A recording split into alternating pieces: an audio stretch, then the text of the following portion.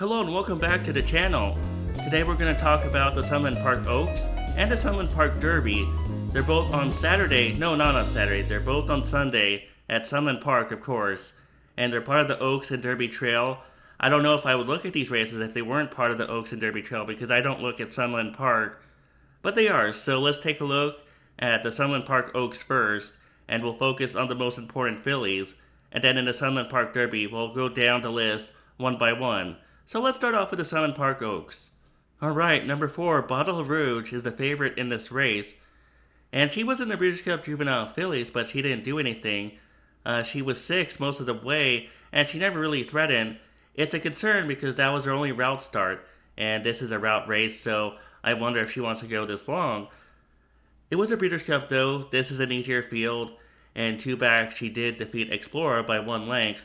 So I have no problem with saying she's a major contender in this race, and I have no argument if someone wants to single her in this race. I don't think she's a lock. I think there's another horse that could win. But Bottle Rouge, obviously she's a contender, but she's a short price. I'm going to talk about the other filly that has a shot against Bottle Rouge. Alright, let's go up to number 2, Cashed. Now early in Cashed's career, you can tell that she used to fade a lot.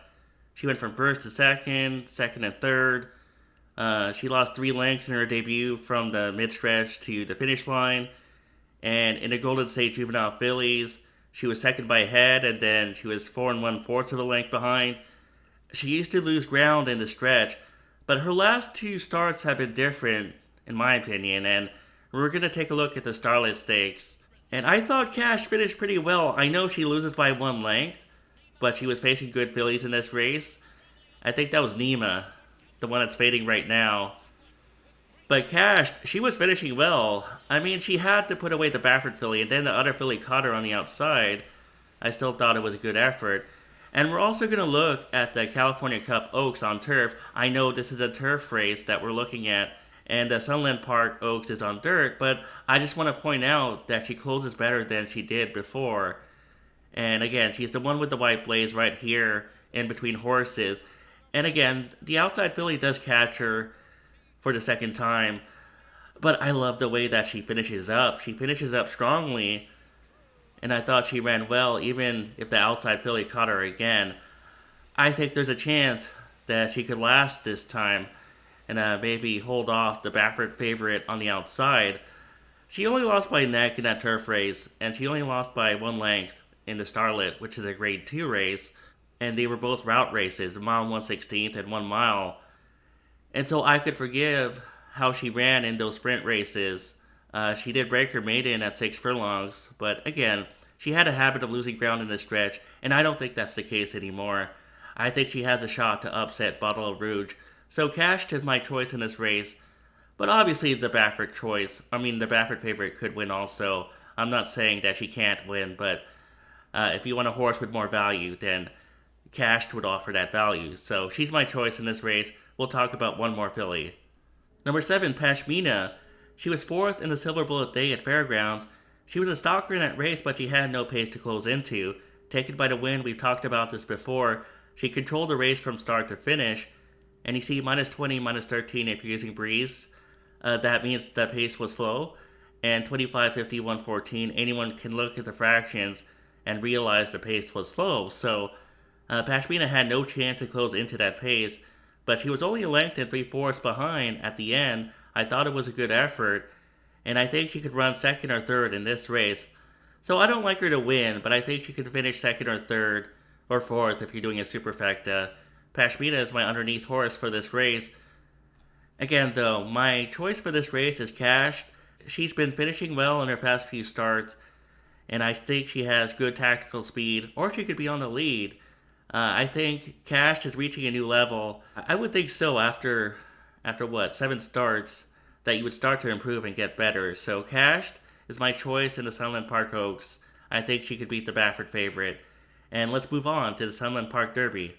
We have the Sunland Park Derby up here, and Express Kid is number 1. We'll just start off with him, because he's the first on the list. Express Kid won the Springboard Mile at Remington Park. We have the clip up here.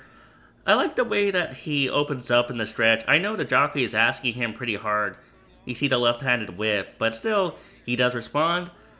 I'm not sure if the field he beat was that good, although I think Arctic Beast, the New York bred that finished second, I think he's an okay horse. The rest of the field, I'm not sure. But again, Express Kid did open up willingly when he was asked, and you have to respect that. He's my second choice in this race. He has speed. He doesn't need to be on the lead. You see, back in that turf race on November 6th, he was a stalker, so maybe he could adjust if he doesn't get the lead early on.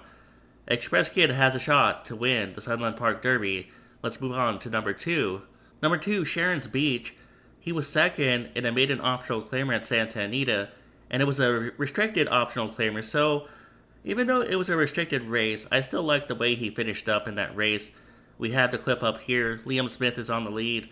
Sharon's Beach is catching up though gradually, and Sharon's Beach is going to close down the gap to, I think it was a neck. I love the separation from Liam Smith and Sharon's Beach to the third place horse. That's usually a good sign, and the race got a 94 on Breeze. My big knock is that he had Lasix in that race, and his races without Lasix weren't that great last summer at Colonial Downs, although you could chalk that up to being a 2-year-old and being inexperienced. You could look at it both ways, but I don't like to play horses coming off Lasix until I see that they can run the same race without Lasix. So, I don't know, I'll have him as an underneath horse in this race. I'll rank him 3rd or 4th. Sharon's Beach, I wouldn't be surprised if he won, but I'll put him underneath. Alright, number 3, Pavlovian. I don't know if this horse is good enough to compete in this race. I know he's a stakes experienced horse, although those were state-bred races at Santa Anita and Los Alamitos and Del Mar. He was 3rd in a California Cup Derby. He's not for me. I'm just going to skip him. Number 4, 40-20. He broke his maiden by 12 lengths at Turf Paradise. And if you can, find the video and watch it because he did it so easily. You can tell there's talent here. And it got an 85 on Breeze, which is competitive in this race. Now, the problem again I have is that it came on Lasix, and he doesn't get Lasix for this race. I don't like to play horses that are coming off Lasix. Like I said, he could be a really good one, and I'll put him underneath. But I don't like to put him on top. I don't want to put him on top just yet. So, 40-20, he's in the mix in this race. I'll put him underneath. Number 5, Way Beyond. I do like this horse. The thing to note about the Riley Allison Derby, where he ran second by a nose, is that the fractions were fast. Plus 14, plus 12 if you're using Breeze. And the fractions here, 23, 46, 111. For a 1 mile race at Sunland Park, Breeze is saying it's a fast pace. So I believe the 1C and 2C numbers are accurate. And you see he was ahead off the lead, half length off the lead. And then in the stretch, he had a battle with Danny KO. We have the clip up here. Way Beyond is in the lead right now. Danny KO is on the outside. And again, the fractions were fast. Remember, Way Beyond had to endure those fractions, and Danny KO is taking advantage of those fractions. So that's the difference between them. And even though Way Beyond loses this race, you can argue that he ran the more impressive race because he had to endure the fractions, the fast pace, and Danny KO just took advantage from behind. So Way Beyond ran a good race in that race, and now he stretches out to a mile 1/16. I don't think it'll be a problem. I have no problem with the fact that he was 5th by 11 lengths in the Springboard Mile. Maybe he was still developing back then. And one of the good things about Way Beyond, besides the fact that he endured the pace in the Riley Allison Derby, is that he didn't use Lasix in that race. So I know this horse does not need Lasix. He only had Lasix 1 time in his career. So Way Beyond, he's a good horse. He could be on the lead. He could be a stalker. He doesn't need the lead to win, as you saw at Churchill Downs back on September 27. He won from off the pace. He was 6 lengths off the pace in that race, so I don't think he needs the lead to win. He could adjust if the jockey sees that the pace is going too fast. He's my choice in this race. I think he'll provide good value. Way Beyond is my choice for the Sunland Park Derby. Let's move on to number 6, Bricklin. Number 6, Bricklin. He won a high-priced optional claimer at Oaklawn Park on January 3. I have questions, though, about the competition. You see, Misinformation was 2nd, Treadstone was 3rd, and in their next start on February 7 in a starter allowance, they both lost that race. Misinformation lost by a nose. Treadstone was 4th in that race. I know they both lost by a small margin, but just the fact that they lost a starter allowance is a bad sign. And Brickland was 14 lengths behind in the Street Sense Stakes, so I just don't think this is a good horse, even though he was expensive, 450k. He's not for me. I'm just going to skip Brickland. Number 7, Danny KO. He won the Raleigh Allison Derby after taking advantage of the pace. You see plus 14, plus 12 under 1C and 2C. And I just like Way Beyond better because he endured the pace and he fought in a stretch. Danny KO maybe would be an underneath horse, but I wouldn't want him on top. So underneath at best, maybe third or fourth.